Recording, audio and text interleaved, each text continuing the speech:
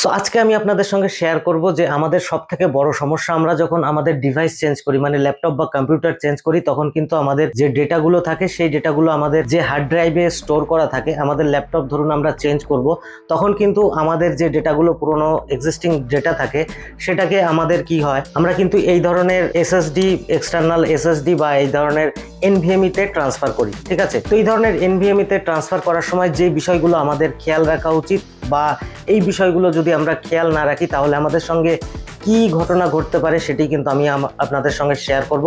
তার কারণ আমি যে ভুলটা করেছি সেই ভুলের কারণে কিন্তু আমার 1 টিবি ডেটা আমি কিন্তু আর রিকভারও করতে পারছি না বা আমি কিন্তু সেটা আর এখন আমার কাছে নেই। মানে আমার প্রচুর ডেটা ছিল এবং প্রচুর ভিডিও কন্টেন্ট ছিল, সেগুলো কিন্তু এখন আর আমার কাছে নেই এবং প্রচুর পুরনো আমার কাছে ছবি ছিল, ভিডিও ছিল, সেগুলো কিন্তু আমার কাছে আর নেই।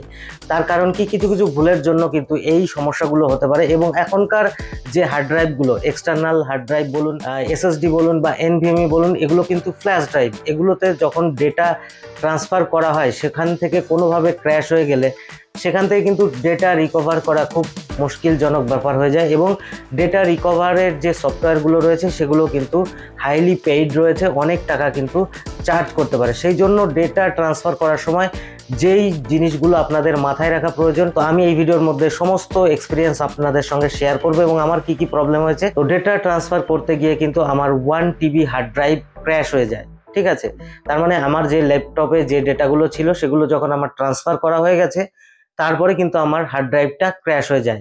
আমি 1 নম্বর ভুল কি করেছি, ভুলটা করেছি আমি কিন্তু কাট করে আমি ডিরেক্টলি এসএসডি তে ট্রান্সফার করেছি, কাট পেস্ট করেছি। কাট পেস্ট করার পরে কি হয়েছে, আমার কিন্তু যে এক্সিস্টিং ডেটা ছিল সেখান থেকে কাট করে আমার এসএসডি তে পেস্ট করেছে। এবার এসএসডি ক্র্যাশ হয়ে গেছে, ফলে কিন্তু আমার ল্যাপটপেও সেই ডেটাগুলো নেই। তাহলে কি হলো, আমার এসএসডিটাও ক্র্যাশ হয়ে গেল এবং আমার যে ল্যাপটপে যে ডেটাগুলো ছিল সেগুলোও কিন্তু হারিয়ে গেল। তাহলে আমাদের একটা জিনিস মাথায় রাখতে হবে, আমরা যখন ডেটা ট্রান্সফার করব আমরা কিন্তু কাট করব না, আমরা কি করব, কপি পেস্ট করব। কপি পেস্ট করার পরে আমাদের যখন হার্ড ড্রাইভে ডেটাটা সম্পূর্ণ ট্রান্সফার হয়ে যাবে এবং হার্ড ড্রাইভ পরে আমরা চেক করে দেখব হ্যাঁ সমস্ত ডেটা রয়েছে, সেই মুহূর্তে কিন্তু আমরা তারপরে সেই ডিভাইসটাকে, যে ডিভাইসটা আমরা রাখতে চাইছি না বা চেঞ্জ করতে চাইছি, সেই ডিভাইসটাকে আমরা ফরম্যাট করে দিতে পারি। সবার প্রথমেই কিন্তু আমরা কাট পেস্ট করলে পরে আমাদের সঙ্গে কিন্তু এই ধরনের ট্র্যাজেডি ঘটে যেতে পারে, যেটা কিন্তু খুবই মারাত্মক এবং খুব ভয়ানক একটি ব্যাপার হয়ে যেতে পারে আপনার জন্য। আরেকটি বিষয় আমি আপনাদের সঙ্গে শেয়ার করব যে কেন হার্ড ড্রাইভ গুলো বা এক্সটার্নাল হার্ড ডিস্ক গুলো খারাপ হয়ে যাওয়ার সম্ভাবনা থাকে বা খারাপ হয়ে যেতে পারে, তার প্রধান কারণগুলো কি। তো আমরা যখন ডেটা ট্রান্সফার করি সেই মুহূর্তে যদি আমাদের এসএসডিটা ওভারহিটিং হয়ে যায়, ওভারহিটিং এর কারণেও কিন্তু আমাদের যে এসএসডি রয়েছে সেটা কিন্তু ক্র্যাশ হয়ে যেতে পারে। যখন আমরা যে ইউএসবি পোর্টে মানে ওটাকে ইনসার্ট করব সেই ইউএসবি পোর্টের যদি সমস্যা থাকে বা লুজ কানেকশনের কারণেও কিন্তু আমাদের এসএসডি ক্র্যাশ হয়ে যেতে পারে। এই জিনিসগুলো মাথায় রাখতে হবে। এবং আমার এই যে এসএসডিটা রয়েছে, ঠিক আছে, এই এসএসডির মধ্যে আমার প্রিভিয়াসে কিছু 400 জিবি ডেটা লোড করা ছিল। ঠিক আছে, তো ক্র্যাশ হয়ে যাওয়ার পরে কি হচ্ছে, আমার যে ডেটাটা আছে আমি এখন এটাকে কপি করতে পারছি এবং এই এসএসডিতে এখন যদি আমি কিছু কপি করি, কপি হয়ে যাবে। কপি হয়ে যাওয়ার পরে আমি যখন এই এসএসডিটা আবার ডিভাইসের থেকে খুলে নেব সেই ডেটাটা কিন্তু থাকবে না, বাট আমার প্রিভিয়াসের যে ডেটাটা রয়েছে সেই ডেটাটা কিন্তু রয়ে যাবে। এবং আমি ওই ডেটাটা যখন আমার ল্যাপটপে বা কম্পিউটারে লাগিয়ে আমি এই এসএসডিটাকে ফরম্যাট করব, ফরম্যাট করার পরে আমি খুলে নেব, খুলে নেওয়ার পর আবার ইনসার্ট করব, দেখতে পাবো কি ওই ডেটাটা কিন্তু আমার এই এসএসডির মধ্যেই রয়েছে।